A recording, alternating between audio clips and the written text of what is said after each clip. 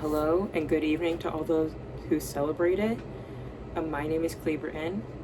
This is for my script analysis class. This is my bathymetric response to the play A Raisin in the Sun by Lorraine Hansberry. This is my presentation on the Black experience. Because reading this play, I looked at myself in the mirror and I went, oh, interesting. So yeah, 5 seconds to read the title. Good. So here's the table of contents. First, we're going to be talking about the set. I'm going to be talking about the set. Second, we're going to be talking about the characters, and I did that via D&D character sheets. They're not on the actual character sheets because they couldn't fit in the slideshow, and if I tried to make it fit in the slideshow, it'd be really weird, so I didn't. And then third, we're going to be talking about self-reflection. As I said, this play made me look in a mirror while reading it. Yeah. And then fourth, it's going to be a thank you slide because I couldn't think of a fourth thing. First, an introduction. So this is my comprehensive dump of essentially all the things I've been thinking while reading, and we've been having conversations in class about this play. Yeah. Oh my god, yeah. I had a conversation with my father after class, like literally right after class. That conversation is like especially really meant a lot to me because I didn't want to come off as like too chatty or talking too much about this play, but it really felt like everything I had to say was being listened to, and it really was a moment for me to really, well, I'm saying really loud, but it was a moment for me to share my experience as a Black person in theater. So that was really cool. This play has really spoken to me, especially with all the family dynamics and all the issues and problems that you see them go through. I feel like I don't know if it's universal so much as it's definitely something that I've been around and something that I've seen. Thanks. First, the set and the world. Yeah. So the world okay. Here's the set. Little paragraphs. So it's set in South Side Chicago in the 1950s. And this family is living in a very rundown apartment, and the whole surface level plot deals with them, not even surface level, the whole plot for real, deals with them trying to get out of this apartment and with them trying to move into a better neighborhood, which is based off of Lorraine Hansberry's own experiences, clock that. And the apartment itself is really run down and dingy, and there's not enough space for everyone to sleep in. They have to share a bathroom with the family, and across from them are also living on their floor. I'm assuming everybody living on their floor, actually. And so it's a really bad place, but it's a very realistic setting, especially for a Black family of this time. And so that was very interesting. And then the world they live in, again, it's the 1950s in Chicago. It's really bad. Tenement buildings, while they have laws permitting, or what's the other one? Prohibiting tenements and tenement buildings, they couldn't really transfer and get out of those situations easily, if at all. And so I think this is what I personally am interpreting this as, one of those leftover tenement buildings and the remains and the carcass of that whole institution and system. Here's some examples of the set that I found. Okay, let me explain to you why I picked each one. This one in the top left, well, you're right, but the top right for you corner, I picked that one especially because while I think it's a little big, well, it's actually probably very moderately sized. But I liked the top bit. You can see, I don't know if you can see it. You can see like all of Chicago up there, and I thought that was really cool. And then this one I picked. This one I picked because it's, again, I think the size of it really, it's tiny. And so the size of it, I think, is really what I imagined for the home.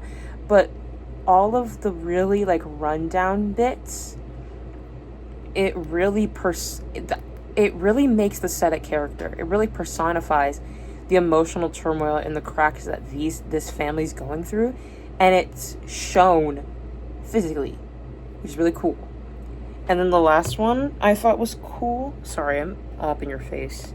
The last one I thought was cool because the bottom, like, it's like she's cracking. I thought it was cool. Is this someone who's cracking? Yeah, it's cracking. I thought that was cool.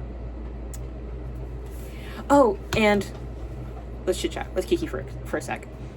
Because while looking at this set and thinking about the people having the discussions in class, I was like, oh, I am so thankful that I've never been in a situation quite like this one. Because while having numerous conversations with my father, because he's from New York, he grew up in New York, he grew up, well, not to like dump my father's trauma, but he was like Travis, where they would just let him out. He would take the subway by himself at like 7. Like, he was a free roam child. And so he saw the realities and the hardships of all the world, because he had so many siblings living in the house with him, and they all had to look over each other. And so it was really tough for him growing up. And so he said, I would never want my children to feel like that. And so I've never been in a living situation ever like this. And so, like, reading this play especially made me think of how my father is so much like the adults in this house, where they see the situation that they're growing this child up in, or in the sense that my father is growing up in, and then they said, this isn't working. And they know that it hasn't been working in a long time. And so to make that conscious effort to break out of the rut that they were in and take the opportunity, because even mom was like, I'm taking this opportunity to better my family. Like, I'm not going to pass this up. Even if we're in a neighborhood, I'm not going to, this is a better place for me and my people. Thank you. And so it just really made me, like, very appreciative. 2, the characters.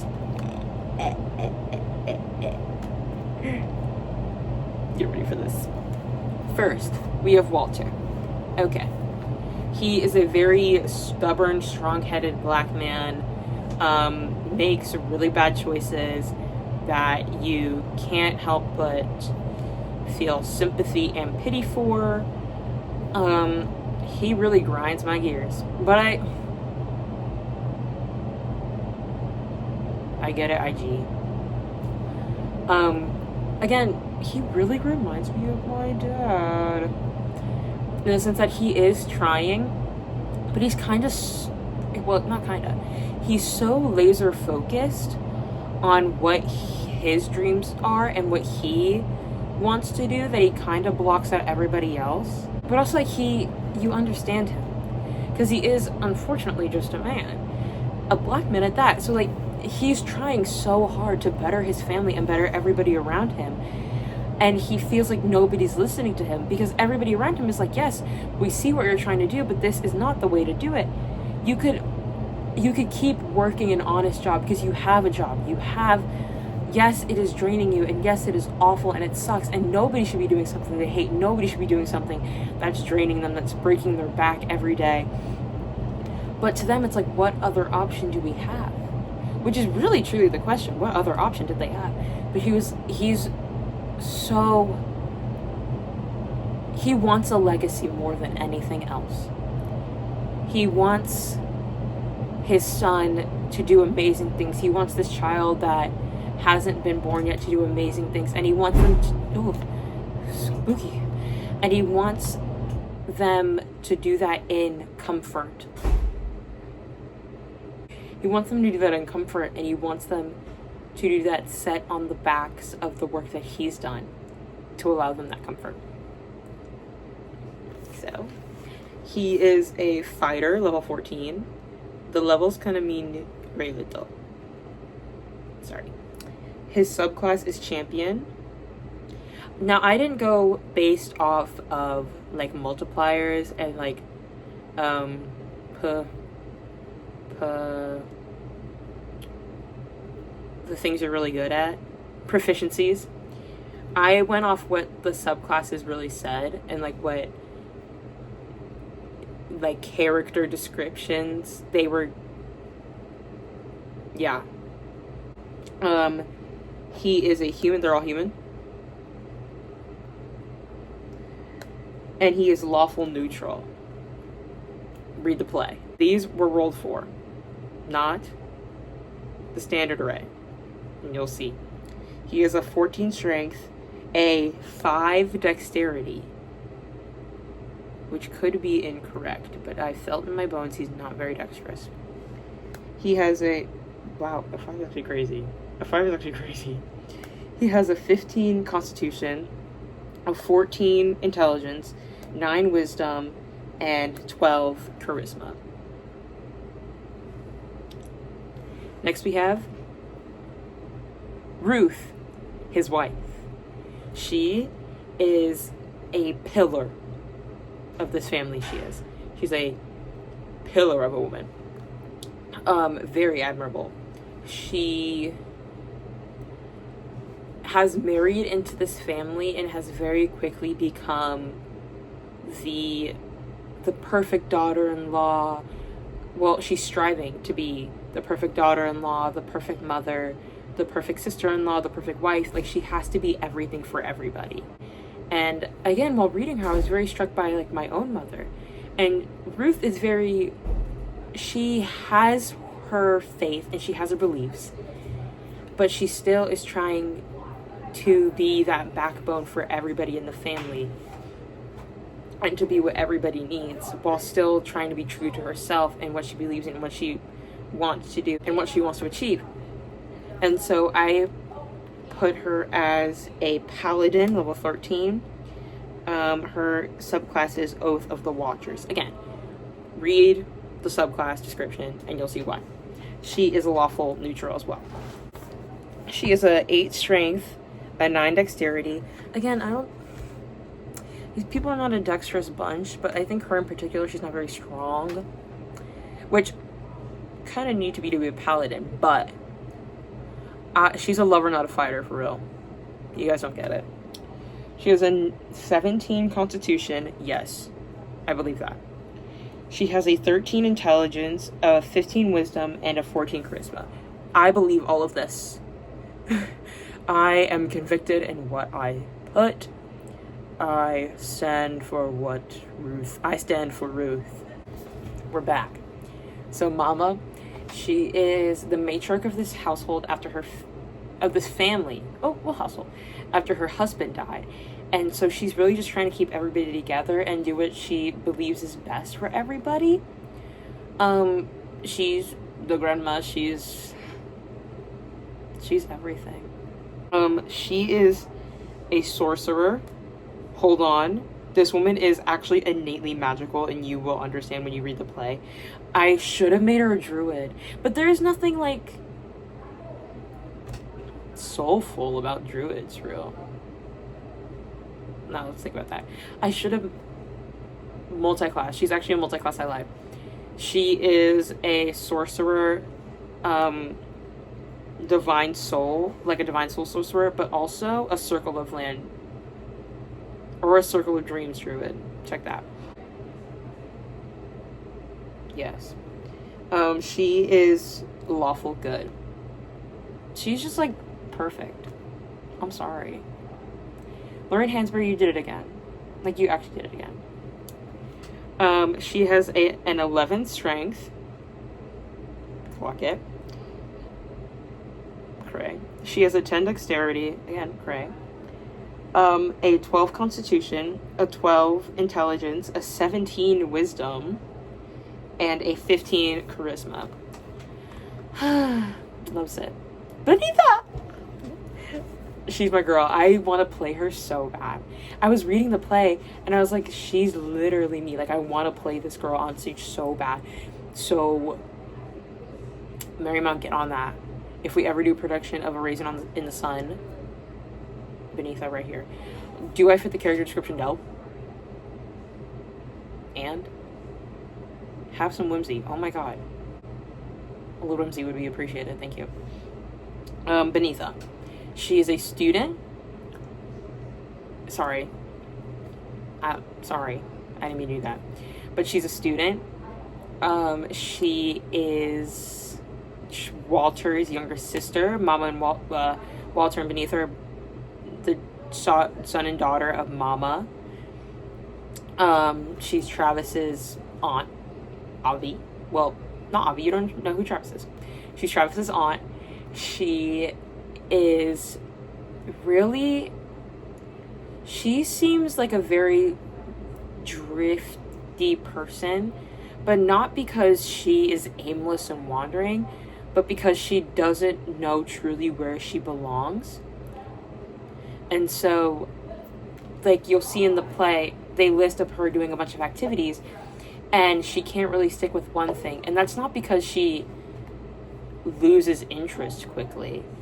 I believe it's because she doesn't find her people, she doesn't find her clique, her community there, and so she moves on to the next thing. Because what's the point of pursuing something if you don't feel included and welcome in it? Clock. And so she pursues this like Pan-Africanism movement, and she's in between these two guys. One who's from somewhere in Africa. I forget. One who's from somewhere in Africa. Kalia, please help. And then another one who is a rich black son in a rich black family where they live. And so she talks to both of them, and you can tell they're both interested in her, but she really is conflicted because on one side, the rich black guy could set her up and set her family up, and it's what she's supposed to be chasing towards. At least that's what she thinks she's supposed to be chasing towards. It's what her brother certainly is. But then she turns and there's Asa guy, this guy from Africa, from her homeland, where her past is, and that's where her heart truly lies. That's who her heart truly lies with, because to her he has, if not all, then so many more answers to who she is and who she can be, and she wants to be a doctor. Sorry to throw that in. But she's just such an incredibly complex character, and I love her so much. And please let me play her. Please, Mary Manhattan. Please do A Raisin in the Sun. Please let me play her. If not, then I'll direct it, because I guess I have to be the change I want to see in the world. God forbid. Oh my goodness. But she is a cleric, and she's an ambition domain. Not one of the original ones. It was one I went on the wiki. It was one of like the little extra ones, but I liked it for her. And she's neutral good, because I love her. She has an 8 strength, a 9 dexterity, a 15 constitution, a 17 intelligence, 15 wisdom, and 13 charisma. Pretty good stats, if you're forgetting the first 2. But she doesn't need the first 2, so pretty good stats. And last we have Travis. He's 10 or 11. He's the baby. Well, they treat him like a baby. But he's the son of Walter and Ruth, the grandson of Mama, and the nephew of Benita. He sleeps out on the couch because there simply isn't enough room for him. He, as I said earlier, he like runs around a lot. He's always out. He takes the cab by himself. He does like extra work around the city to get money for his family. He's 10, talking about the check coming in from grandpa's health insurance. Like he's simply growing up too fast because of the situation that his family's in. And so everybody a lot of this play, I think, in the back of all the adults' mind is do it for the children. Do it for the child that's here now, and do it for the child, spoiler, that's coming later. I think in the back of everyone's mind, he really is a grounding factor in all the decisions they make, because it all comes down to the future, and Travis is that for this family. So yeah, love this kid. He is a rogue, an arcane trickster. I chose rogue because he's like slinky and silly, and an arcane trickster because I believe in my heart of hearts that everybody in this family is magical some way or another. Maybe not Walter, because I think he refuses the call, but everybody in this family is magical, because I like to believe it. And he's neutral good as well. He has a 12 strength, a 17 dexterity, a 14 constitution, a 12 intelligence, 10 wisdom, and 16 charisma. Fantastic stats on this little boy. Fantastic stats on this little boy. Self-reflection incoming. I'm going to talk a lot. Clea, black, yep, time. Topic, how this play made me realize I'm black. Thank you, Lorraine Hansberry. It's been an honor, really. Let's kiki, let's have a chat. So, as I said before, while reading this play, I was really struck because of all the things that were so personal to me that I see in this family that I see within my own. Especially all of the things they're going through, like the trouble with the house and with the money and with the space and with the kids and with the everything and with the school, are things that I've heard my parents complain about, or that I've heard at Thanksgiving, and they've always been like, I'll tell you when you're older. But this play was such an experience for me to go through because it's real. Yes, these are people on a page, but these, as you're reading it, like, these are living, breathing human beings that I'm reading their conversations on paper. It feels like they're just conversations transcribed that I can envision and project in my head what these people look like and what they're talking about and their mannerisms and their house and what they're doing. And it's just so incredibly insane to me that I could feel this way, if that makes sense. And so while reading this play, and especially during the conversations where as I was speaking, new ideas would drum up, or as listening to other people, I would be conflicted with how I feel in my own experience as a black person. I just think it's so incredible that, not that I had the opportunity to read this, because I probably would have, / should have, / going to, but I'm so titillated that I had the opportunity to experience this and then talk about it, and not making this video and just talking into a void for a grade to anybody who sees it. But hopefully, Dan, you are seeing this and you give me an A for it. Thank you. But instead to people that I'm seeing and that I care about and that I consider my friends, and that they're learning things about me and about my experience, about my people, because I am not, believe it or not, I am not the expert or the advocate or the spokesperson or the face of the African American race. I know, shocking, but it just meant a lot to me to be able to share my feelings and my experiences to my peers and my classmates, and for them to sit with it and to really take it all in. Because I don't think I've had, as somebody who's lived my life, I don't think I've had nearly as many struggles as so many other black people around me have had. And that is due to the tremendous amount of work that my parents and their parents have done, and their parents have done, and everybody who came before me. And so my lack of trauma I guess, and my lack of hardships and struggles, which aren't zero because they couldn't be for anybody, but that are tied solely, I believe, that are tied solely to my complexion and the color of my skin, I think are far lesser than they would have been in many other circumstances, if that makes sense. It's if my parents didn't do what they did at the times that they did. Like, if we didn't move out of Florida in 3rd grade, I think I would have been exposed to a lot more than I have been growing up in Maryland. I immediately moved into a theater space and into art schools where who I am never really became a talking point or a point of discussion, but rather something I could bring to the table. And that's just how I've carried it throughout my life. So it's never been, and it never really occurred to me until I got here, which is an incredibly privileged thing to say.